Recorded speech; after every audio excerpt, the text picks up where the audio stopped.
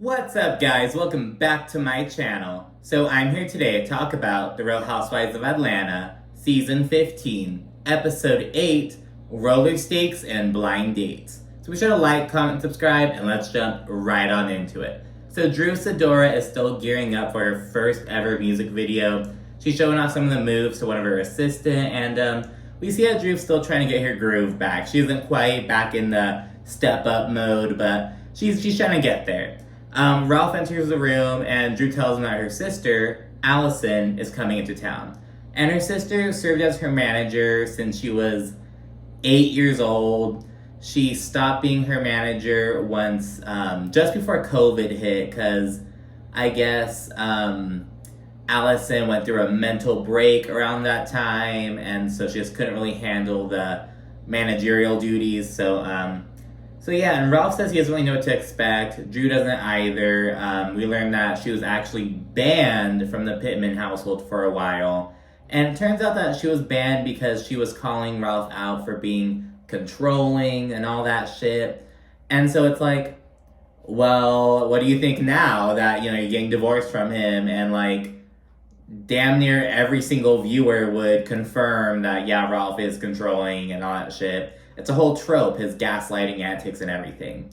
So, yeah, that's the whole reason why there's like, ooh, my sister's coming into town, but they're not sure how to feel, because A, there's her personal state, and B, I guess there's some bad blood between her and Ralph, at least in the past. Sheree then hops on a call with her operating manager, production, in a confessional. They ask her if She by Sheree is making profit, and she says, not yet, but soon, hopefully. Sheree then says she's trying to give fans what they want, as well as prove the haters, like Candy, wrong. And we see a clip of Candy speaking on She by Sheree and how it's like not out yet, and just generally speaking poorly about the brand. And so Sheree wants to get to the bottom of this. So despite just recently hosting a Gucci brunch with the fucking sole intention of getting back to good places, Sheree's like, let me talk to Candy about this. And she even approached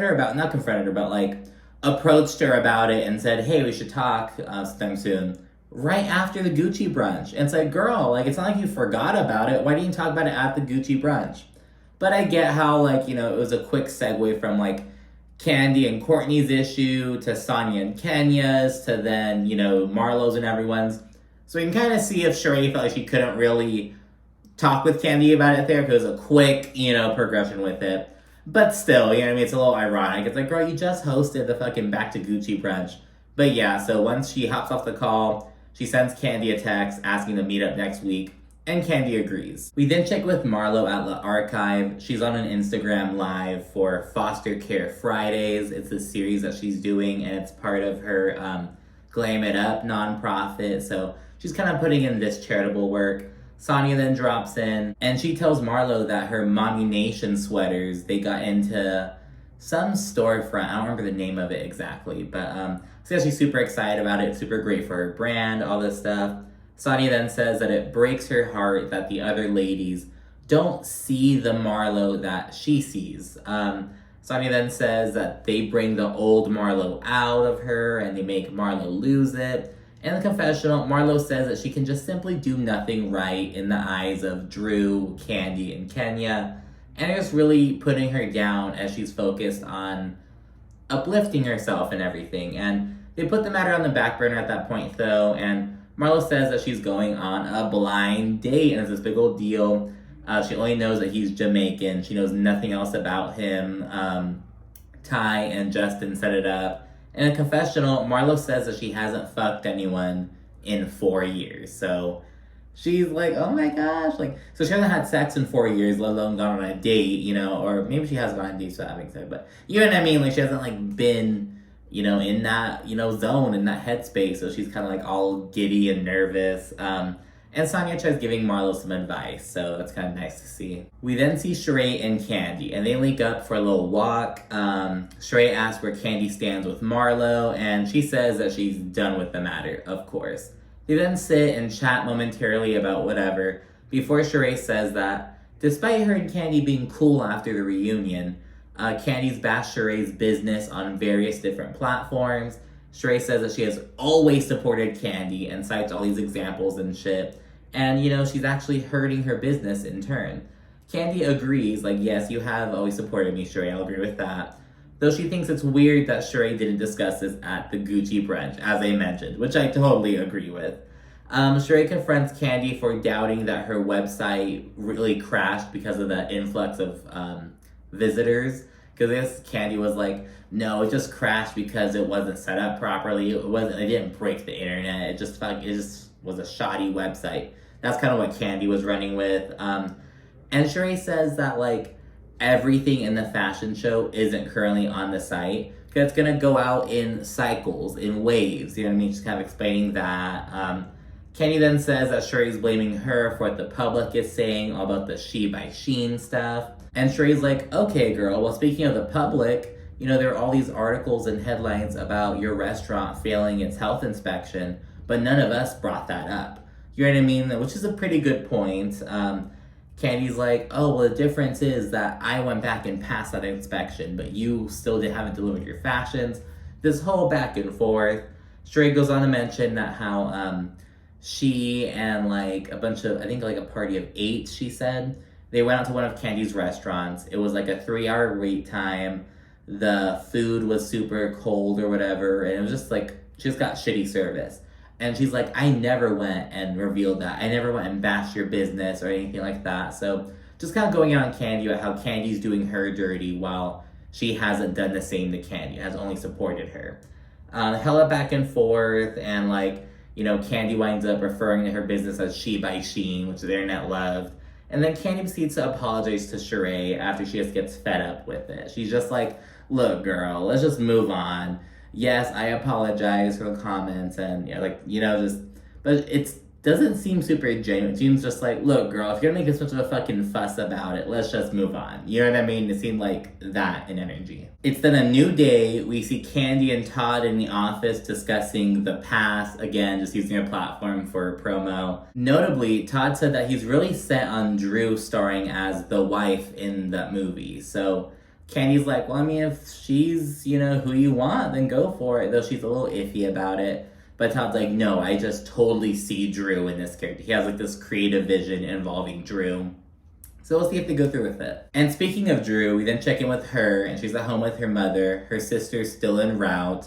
She's gonna get there a little bit late. And she's really gushing about the music video to her mom. She was super excited.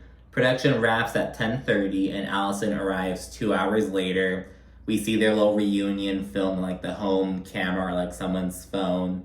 And in the confessional, Drew says she's really upset because, like, Ralph knew that Allison would get there at, like, 12:30, but he still chose to go to bed.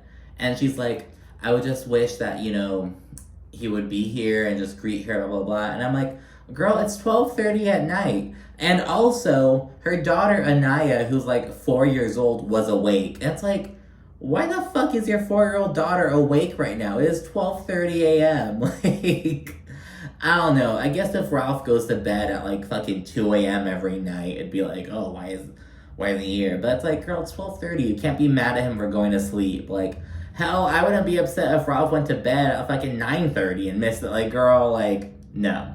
We then see Drew at the roller skating rink preparing for the music video. She says the concept is women empowerment, women having fun, and husband-wife romance. Just like, that's the whole vibe of it. Drew then says that things are a bit harder to balance than she anticipated, especially since she doesn't have her sister's help anymore. Ladies then roll in. Sheree's not there because she had an interview, but Candy's missing in action. They have, like, no clue where she is. Drew thought she was gonna be there, so Candy's just not there. We don't know. Hopefully we'll find out later. Or not. Who cares? But anyways, Marlo's also not there, though she just wasn't invited because, Drew isn't really fucking with her. And this is Drew's music video, so she just wants people who she's cool with. Drew's having a roller skating video and she can't even fucking roller skate. She's having some difficulty. Sonia in the confessional is like, I mean, Drew fucked up her Achilles or her knee. I think it was her Achilles. Drew fucked up her Achilles last year in Jamaica just trying to run. So it's like, girl, you're trying to roller skate now? Like, I would do something a little bit safer. So, yeah, homegirl can't even roller skate. Like, she's holding on to the produce. It's like, oh my gosh. So, yeah, and I think the only roller skating scenes are all, like, arm in arm or whatever, because Drew would probably eat shit without it. It's just the whole thing. It's probably not the best decision on her end. Kenya, at one point, she says that the music video is giving low budget Blow by Beyonce vibes. And it's so funny because, the whole premise is like, oh, retro, husband-wife love, just having fun, sexuality. It's got similar vibes, and of course at the roller rink, so Kenya says that. On Watch Happens Live, Drew was like, okay, girl, like, she's like, Kenya seemed like she was having a damn good time, so I'm surprised to hear her say that, but, so yeah, we then see Ralph chatting with Allison on the side, who's super happy for Drew, just seeing her, make this accomplishment. Ralph says that, they can build a bond at this point, just kind of move on from the past. Drew's super happy for her, Ralph, and Allison to all be together at that point. Their mom is crying tears of joy, and then the shoot ends. We then see Marlo. She's heading out for her date. She's super nervous. She says that he better be rich and sexy. Marlo FaceTimes Sonia for emotional support on her way over, and Sonia tells her about Drew's music video, which Marlo had no idea about because, of course, she was not invited. Marlo, she then calls Drew a fake bitch, and she's like, let me call Drew and tell her about my date. So once Marlo finds out that Drew didn't invite her to something, she's like, let me call her, but not to call her to, get to the root of the issue, but just to call her just to talk. So yeah, she's like, Drew is such a fake bitch. And Drew answers the FaceTime, and Marlo's like, hi, beautiful. And I'm like, now who's the fake bitch, Marlo? It was like, oh my gosh. So yeah, she does that. Marlo, she congratulates Drew on the music video for telling her about the date. And then Drew, she's like, I have to keep it real, Marlo.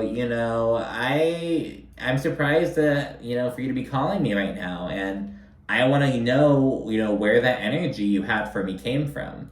And she's going way back to their altercation after her singing performance, where Marlo was like talking shit to Drew. She said, fuck you. I was like, my nephew's dead, bitch. And kind of like, I want to say lunged at her, but like, lunged at her. You know what I mean? She wasn't gonna like attack her or anything, but she did like, was using that body language.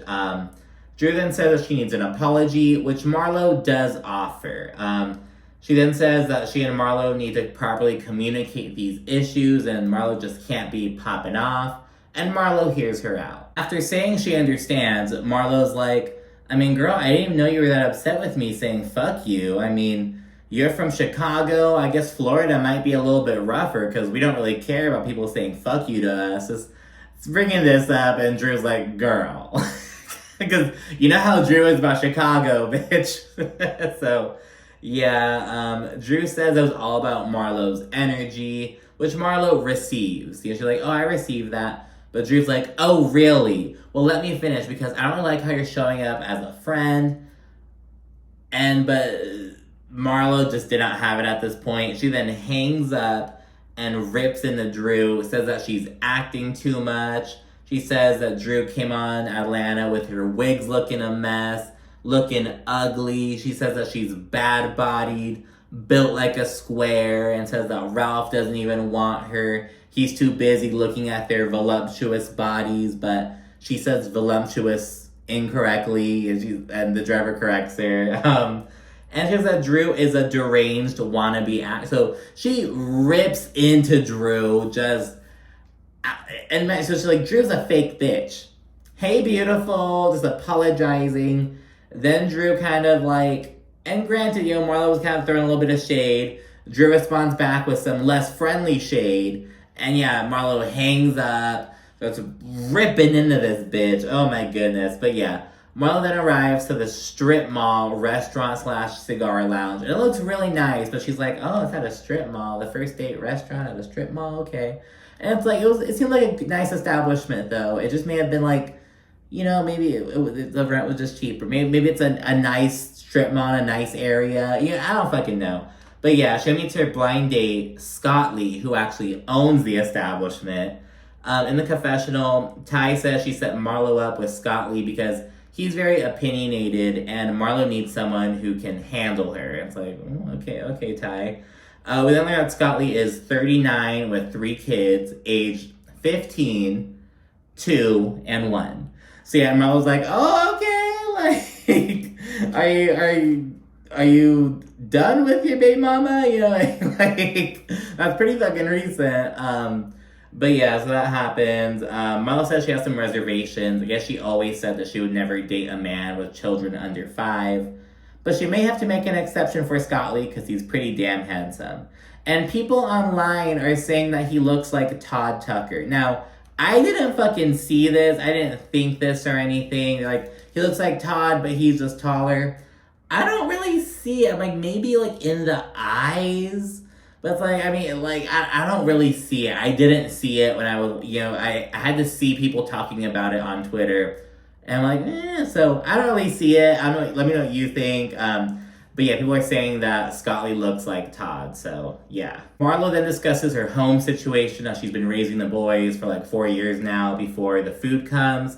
And Scott Lee gets all sexual. He's like, oh, you know, these are the oysters, the aphrodisiacs, you know what I mean? And then they get these prawns and they have the head on them. He's like, oh, do you not eat the head?